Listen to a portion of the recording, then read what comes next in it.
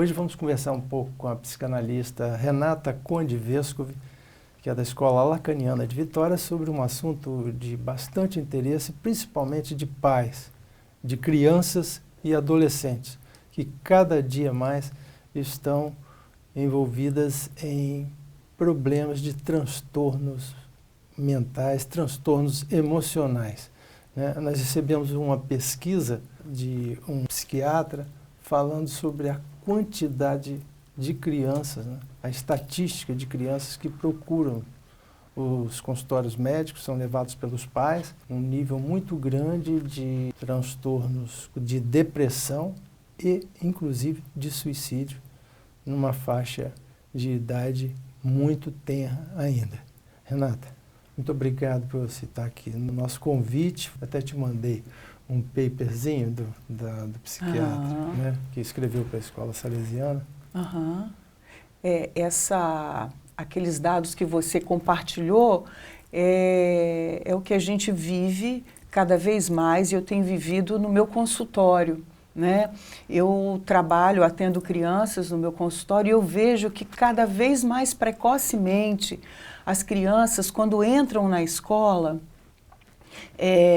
elas têm recebido, até por um olhar atento e cuidadoso da escola, elas têm recebido, vamos dizer assim, um sinal de alerta dizendo que essas crianças, elas são portadoras de transtorno de déficit de atenção, que elas precisam ser avaliadas, né? Há uma suspeita que isso parte, num primeiro momento, da escola, né? E eu recebo no consultório crianças que ainda nem entraram numa fase de alfabetização, estão sendo pré-alfabetizadas com essa hipótese diagnóstica.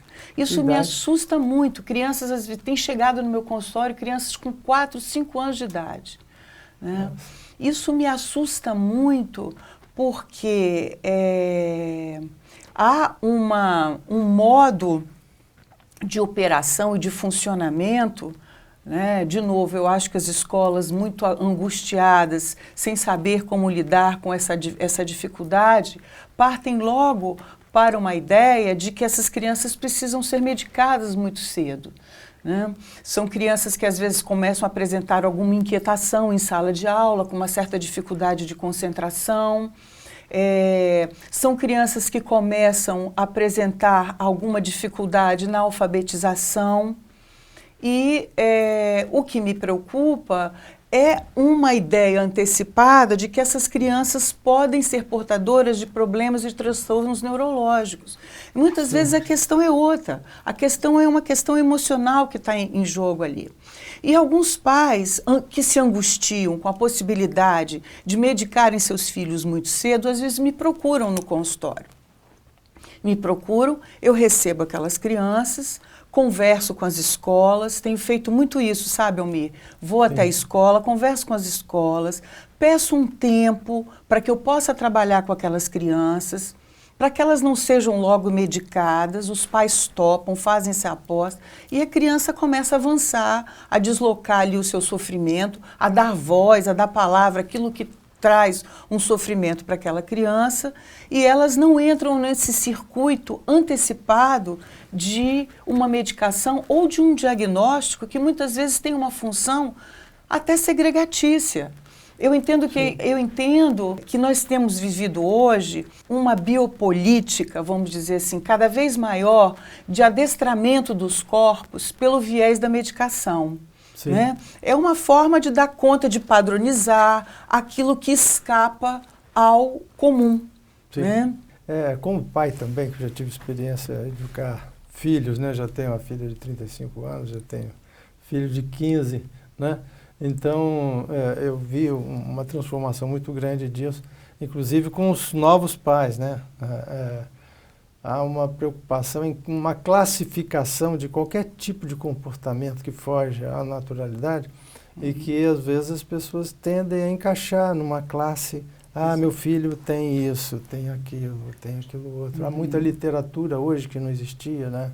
Anteriormente, e talvez isso tenha criado alguns padrões de que os comportamentos não estão adequados, né? E que eles são incapazes. Uhum. Eu acho que isso se adequa muito ao conceito de Michel Foucault, né, da biopolítica do poder. Né? Então, assim, é isso que eu estava falando. Há um excesso de medicalização de dificuldades que às vezes estão no campo social, no campo da cultura, no campo da subjetividade, do relacionamento dos pais com os filhos. E o campo médico toma para si questões que estão em outros campos, problemáticas que estão em outros campos, para medicalizar e para, excessivamente, na minha opinião, para tipificar condutas, né, com o objetivo de padronizar. Então, aquilo que escapa ao padrão, as instituições, no caso a escola, têm uma certa dificuldade em lidar. Não, vamos fazer um diagnóstico neurológico, vamos ver se essa criança tem um potencial para desenvolver o tal do transtorno de déficit de atenção, que é a grande patologia da nossa contemporaneidade, que tem invadido a vida das nossas crianças. E muitas vezes, se você começa a escutar a criança no consultório, ou trabalha com os psiquiatras e com os neurologistas que têm uma sensibilidade em escutar minimamente aqueles pais, aquelas crianças, você vai ver que aquela criança tem na sua estrutura um quadro depressivo, um quadro inibitório. Sim. E é muito interessante que às vezes essas crianças bem medicadas, quando um psiquiatra infantil prescreve, por exemplo, um antidepressivo, o sintoma de transtorno de déficit de atenção, de inquietação, desaparece. Né? O que eu estou querendo dizer com isso? Que a medicação ela é muito importante, mas ela precisa ser muito bem colocada, muito bem precisa. E né? não em todos os casos. E né? não em todos os casos. O que a gente tem assistido hoje é uma padronização de diagnósticos, uma padronização de medicação, e é isso, como eu falei, um excesso de medicalização. Eu tive a curiosidade, vez por outra eu me informo com os dados estatísticos a respeito do crescimento do diagnóstico de TDAH, né, o transtorno de déficit de atenção, e o aumento do uso da Ritalina e de todas as medicações novas que são derivadas da Ritalina, o Concerta. Né? Sim. Não, vamos dizer esse dado aí no próximo bloco. Vamos a um rápido intervalo. Fique conosco, voltamos já com a Renata Conde Vescovi, psicanalista da Escola Lacaniana de Vitória.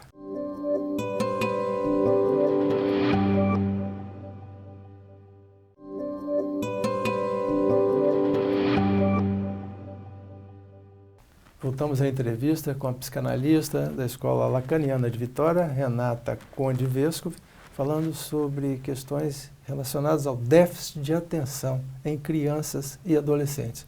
Renata, finalizamos o bloco anterior, você falando assim, de uma forma até surpresa, né? Quando os dados que você tem consultado, né? Com relação ao consumo de alguns medicamentos que são usados no déficit de atenção. Sim, sim.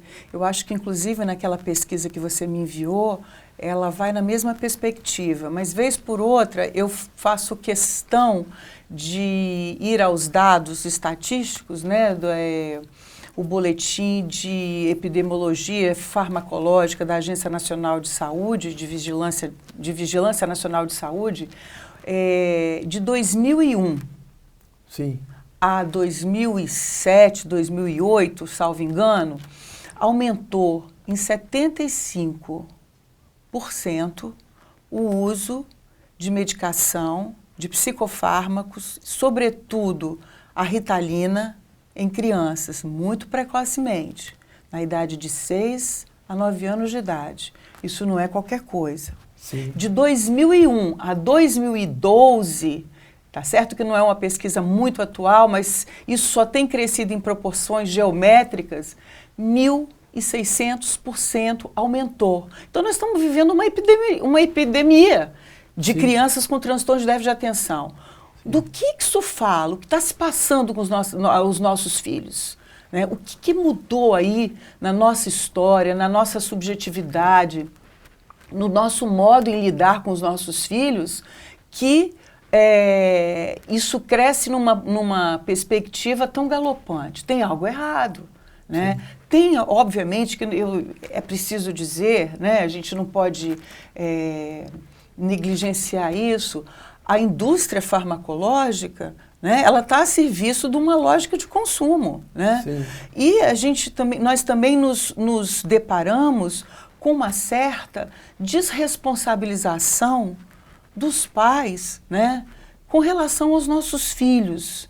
Nós somos levados por essa lógica, né, eu diria assim, mais comportamental, de querermos responder a ideais, a expectativas de funcionamento de vida, onde a gente não pode ver os nossos filhos falhando, tendo dificuldades, né? Então, vamos medicar.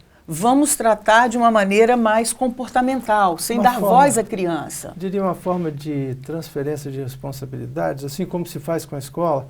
Não, é a escola que é responsável por isso, é tal instituto de idioma, ou isso ou aquilo, que está fora do dia a dia, do controle e da formação que os pais dão aos filhos. Exatamente. Eu acho que é uma tendência, primeiro, a atribuir ao outro, né, a escola, né, a responsabilidade educacional, a última palavra pelos nossos filhos, a respeito da realidade dos nossos filhos, né? Como eu te disse, alguns pais que se angustiam com demandas vindas de algumas escolas, não são todas aqui em Vitória, mas a grande maioria, porque são tomadas por essa ideologia de resolver a coisa de uma forma rápida, dentro de um padrão, né? Sem levar em conta a singularidade de cada caso. Porque às vezes, voltando a uma questão, se uma criança começa a apresentar uma dificuldade na escola,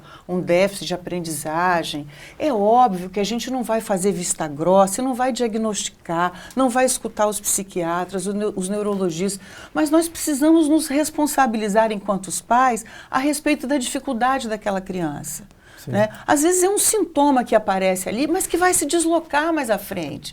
Uma criança com 4 ou 5 anos não tem a chance de errar, de aprender com os seus próprios erros. Há uma antecipação muito grande por medicar, sem dar à criança e aos pais um tempo necessário para que eles possam elaborar a respeito do que está se passando.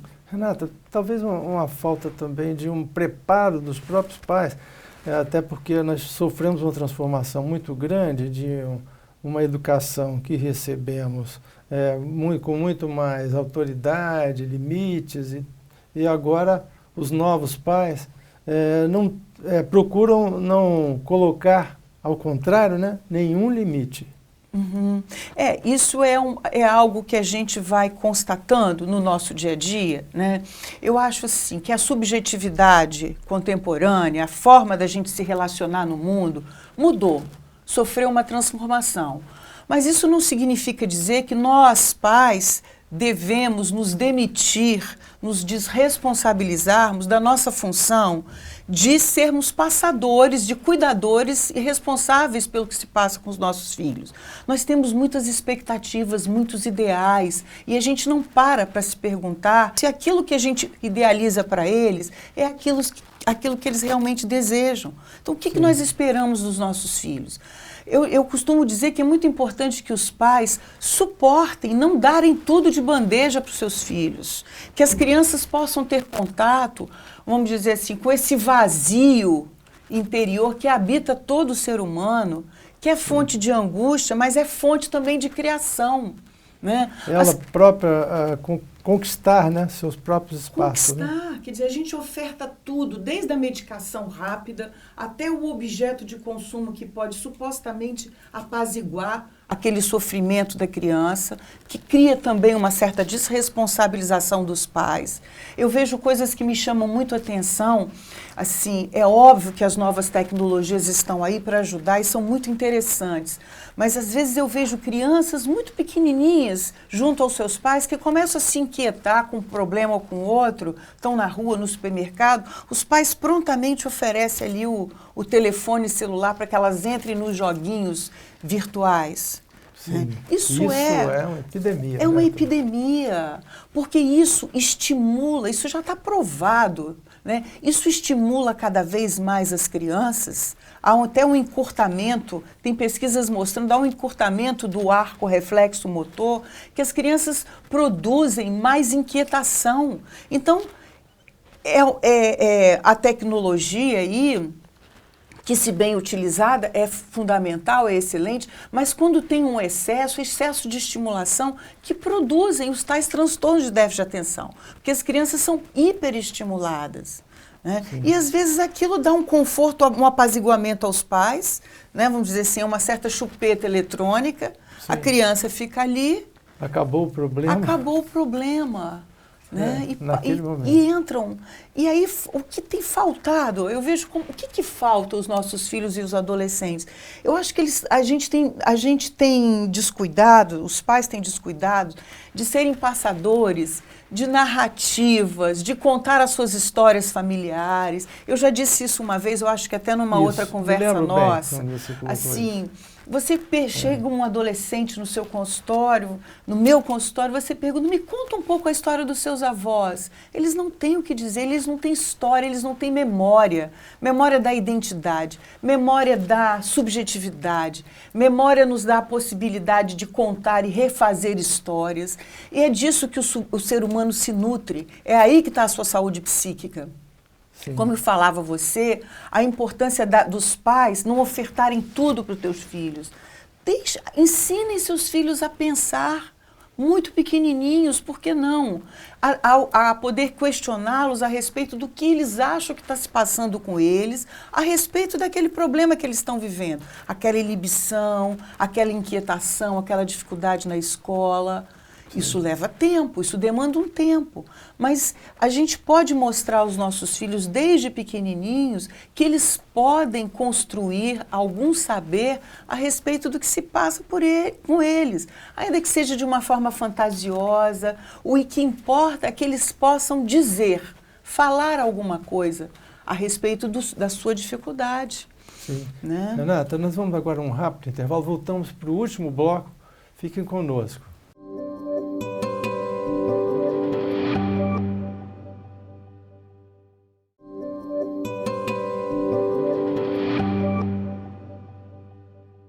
Voltamos ao último bloco da nossa entrevista com a psicanalista Renata Conde Vescovi, da Escola Lacaniana de Vitória, falando um pouco sobre a educação de crianças e adolescentes, e provocada por nós até para a questão da tragédia, né?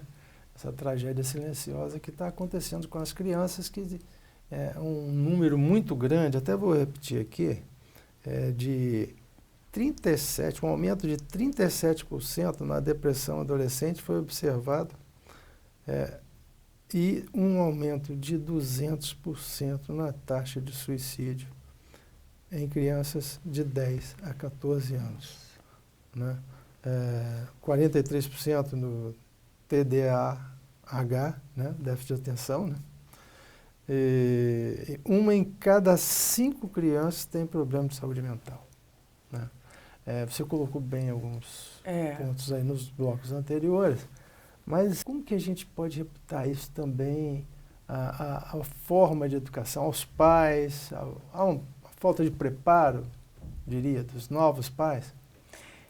Para o novo tempo, inclusive? Eu sempre coloco isso com certo cuidado para a gente não culpabilizar os pais, mas isso não significa dizer que nós não tenhamos que acender um alerta a respeito da posição, do modo como nós temos nos ocupado dos nossos filhos. Né? A vida mudou. Né? A gente vive cada vez mais pautado por uma vida que demanda urgência, eficiência, idealizações, né? Temos que responder aos ideais, temos que ser trabalhadores decididos para sermos consumidores ativos. Então, nós estamos vivendo uma exigência contemporânea de que tudo vira mercadoria, tudo vira consumo. Né? Está sempre atualizado em tudo. E a gente não consegue parar para olhar o que está se passando com os nossos filhos. Por isso eu achei interessante a temática da tragédia silenciosa, porque está, vamos dizer assim, no nosso olhar, sob o nosso olhar, e a gente não consegue ver, ouvir o que se passa.